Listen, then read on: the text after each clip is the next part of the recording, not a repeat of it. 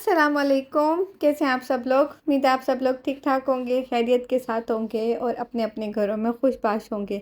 Vlog का शुरू करते हैं जी मस्जिद कुबा से। दूर से ही इतनी खूबसूरत मस्जिद नज़र आ रही है। आज हमारा मदीना में है जी लास्ट डे।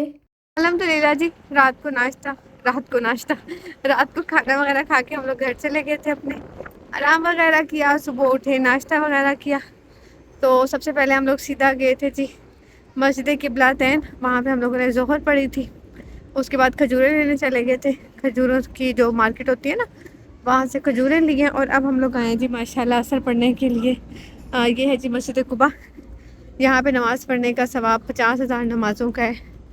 तो अभी तो वैसे काफ़ी टाइम है असर में, लेकिन हम लोग पहले आ गए कि इंशाल्लाह बैठे रहेंगे यहाँ पे। बच्चे वगैरह थोड़ा सा पिजन्स के साथ खेल लेंगे। हाँ जी, वही क्या कहना चाहते हो? वीडियो का लाइक एंड सब्सक्राइब कर रहा, शेयर भी कर रहा। मम्मा की वीडियो ब्लॉग बहुत अच्छा। मैं शद के जाऊँ, थैंक यू सो मच। तब से कह रहा है मामा जब आप व्लॉग बनाएंगे तो मैंने कुछ कहना है। आयजा बेटे, आयजा, आयजा बेटे, आयजा। तो बस जब टाइम मिलता है ना, इसने बेबी को तंग करना होता है, जबकि ये इसका प्यार है।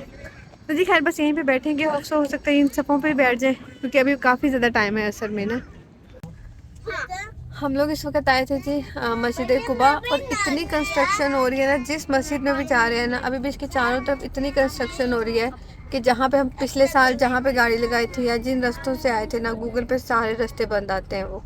तो पता नहीं बाद में तो मे भी सहूलत हो जाए, लेकिन फ़िलहाल के लिए बहुत तंगी होती है। ख़ासतौर पर गूगल बिल्कुल गलत रास्ते बताता है। अभी भी इसकी पार्किंग हम लोगों ने इतनी मुश्किल से ढूंढी थी, क्योंकि सारे रास्ते बंद किए हुए थे उन लोगों ने ना। तो इसके अलावा मस्जिद जो किबलातैन गए थे, वहाँ भी ऐसी ही इतनी मुश्किल से हमें एग्ज़िट मिला था। तो गूगल बिल्कुल सही रास्ते नहीं बताता। दूसरी बात ये कि पार्किंग का पता नहीं कहाँ से कहाँ लगती है, और चलने के भी ना ज़्यादा जाना पड़ता है, क्योंकि पता नहीं कहाँ से कहाँ वो लोग कहते हैं उधर चले जाओ, उधर से चले जाओ। और ख़ासतौर पर जब प्रेम साथ हो तो वो कहते हैं कि नहीं, आप मस्जिद के अंदर नहीं जा सकते, आपको बाहर नमाज़ पढ़नी पड़ेगी। तो चलो वो तो खैर ज़ाहिर है कि सबकी सहूलत वो लोग देखते हैं, लेकिन फिर भी काफ़ी रास्ते बंद हैं अब तो ना। उधर मक्का में भी ऐसी है और इधर मदीना में भी ऐसी है।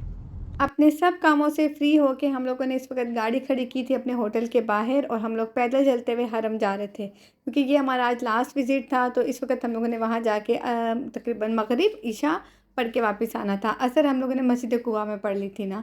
तो जी खैर जाते हुए थोड़ा बहुत जो बच्चों ने एक दो टॉय लेने थे, छोटे मोटे बिल्कुल, 2 दिरहम वाली जो शॉप आती है ना, जगह जगह में बनी हुई होती हैं, तो बच्चों को वहाँ से कुछ छोटी मोटी चीज़ें ले दी थी। और मैंने अपना सिर्फ एक नमाज काफ़ लिया था, क्योंकि इस बार किसी भी किस्म की शॉपिंग का कोई प्लान नहीं था, सिर्फ खजूरें ही लेनी थी बस ना, वो हम लोगों ने ले ली थी।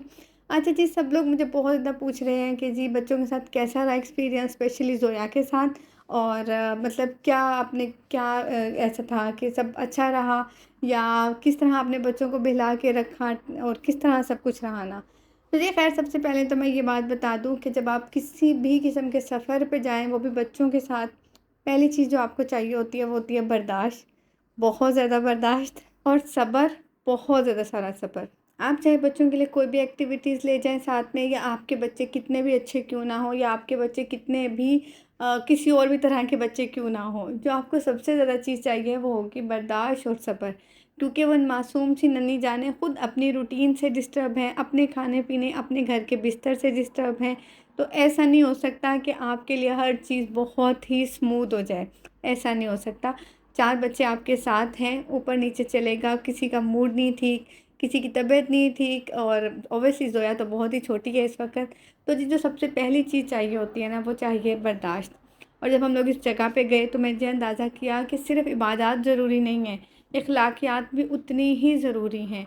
क्योंकि वहाँ पे लोग कभी-कभी इस तरह का बिहेव कर रहे थे कि हमें यकीन नहीं आ रहा था कि इस जगह की जा पे भी आके लोग इस तरह बात कर सकते हैं, या इस तरह की हरकत कर सकते हैं। बस जी अल्लाह हिदायत दे, क्योंकि इस तरह की जगहों पे जाके इबादत के साथ-साथ अल्लाह मियाँ अखलाकियात भी अपने बुलंद करने की तौफ़ीक अता फ़रमाए, आमीन। अच्छा जी, टॉपिक पे आते हैं बच्चों की तरफ।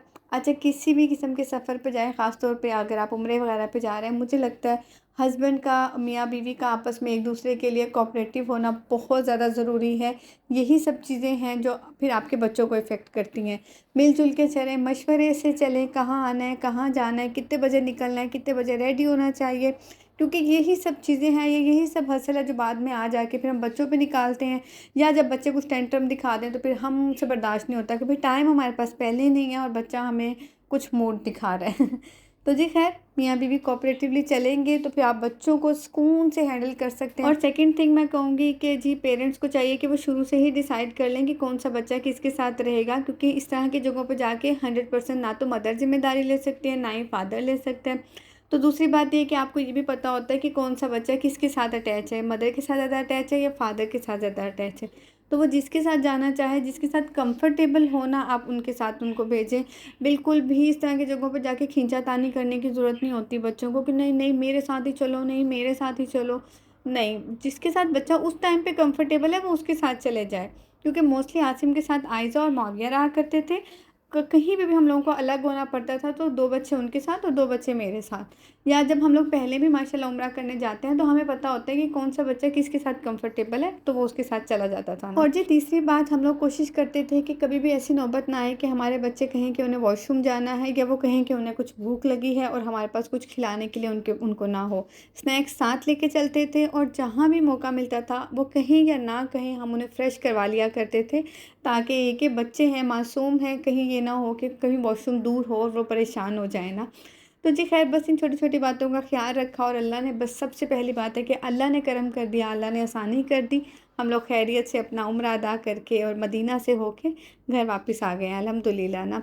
तो जी खैर, ये वाला व्लॉग मैं घर से ही अपलोड कर रही हूँ। यहाँ पे जी मगरिब की नमाज़ हम लोगों ने पढ़ ली थी और आखिरी दीदार कर रहे थे, आखिरी सलाम पेश कर रहे थे और बस दिल से वही दुआएँ निकल रही थी कि अल्लाह मियाँ हमें जल्द से जल्द यहाँ दोबारा लेके आए इंशाअल्लाह ना। अच्छा जी, आसिम तो जा पाए थे यहाँ पे आखिरी सलाम करने के लिए, लेकिन आपको पता है लेडीज़ को ना तो अलाउ होता है और बहुत ज़्यादा लंबी लाइनें थी। और वही मैं कहना चाह रही थी कि लेडीज़ वाले सेक्शन में तो भाई क्या बताऊँ, जो धक्कम पेल हो रही होती है ना, मैं बता नहीं सकती आप लोगों को। खैर जी, यहाँ पे हम लोग रियाज़ की तरफ वापसी के लिए निकल गए थे। यहाँ पे अगला दिन था तो 8 घंटे का सफ़र था, तो जो कि हम लोगों ने तकरीबन 9 साढ़े 9 घंटे में कर लिया था। क्योंकि ज़ाहिर बात है, ये तो गूगल मैप बता रहा है ना, बाद में कुछ रुकना वगैरह भी तो पड़ता है, कुछ रास्ते में खाना पीना या कुछ इस तरह। तो जी खैर, सारे रास्ते में मौसम बहुत अच्छा हो रहा था। खैर बारिश फिर भी नहीं हुई थी। मैंने बड़ी दुआ की थी कि मुझे मक्का मदीना में कहीं ना कहीं पे बारिश ज़रूर देखने को मिले, पर जी वो नहीं हुआ। बस यहाँ पे रियाज वापस आ गए थे, भाई के साथ खाना खाने गए थे बाहर में। ये थे जी टिक्के, इसके अलावा काबली पुलाव वगैरह था, जिसको बारे में मैं शूट करना बिल्कुल भूल गई। जब मुझे दोबारा से याद आया तो तब तक हम सारा खाना ख़त्म कर चुके थे और कहवा एंजॉय कर रहे थे। बस जी खैर, उसके बाद अगले दिन हम लोग यहाँ से यूएई के लिए निकल आए थे। रास्ते में इतना रेत का तूफ़ान था, इतना रेत का तूफ़ान था, पर था सारा सऊदीया की तरफ ही। यहाँ जब यूएई एंटर कर जाएंगे तो फिर ऐसा कोई नहीं था, सब अच्छा मौसम था। लेकिन ये कि हवा बहुत तेज़ चल रही थी यूएई की तरफ भी ना। फजर के फ़ौरन बाद ट्रैवल करने की ये आसानी हो जाती है कि हम ज़ोहर आके बॉर्डर तक पढ़ते हैं और उसके बाद अल्हम्दुलिल्लाह हम लोग इशा से पहले अपने घर पहुँच जाते हैं ना। थकावट बहुत बहुत बहुत शदीद थी, क्योंकि आपको पता है चाहे सफ़र कितना ही आरामदायक क्यों ना हो, सफ़र होता है। इसीलिए अल्लाह ने इबादत में भी इतनी राहत दी हुई है मुसाफिर को ना। बजी खैर, इस बार तो थोड़ी सी एक्स्ट्रा यादें लेके हम लोग आ रहे हैं। जैसे कि आप लोगों को पता है हमारी गाड़ी ख़राब हुई और थोड़ा सा आसिम को भी थोड़ा सा इधर उधर दूसरे सिटीज़ में जाना पड़ा। तो जी प्यारी प्यारी यादें लेके एक दफ़ा फिर से वापस आ गए हैं, इसी उम्मीद पे कि अल्लाह हमें दोबारा बुलाएंगे इंशाल्लाह। यहाँ खा रहे थे हम लोग जी खाना, रात का खाना खा के तो फिर घर चले गए थे। व्लॉग करती हूँ यहीं पर ख़त्म। होप सो आप लोगों को मेरा ये व्लॉग भी अच्छा लगा होगा। प्यारे से कमेंट का मैं वेट करूँगी। तब तक के लिए अल्लाह हाफिज़।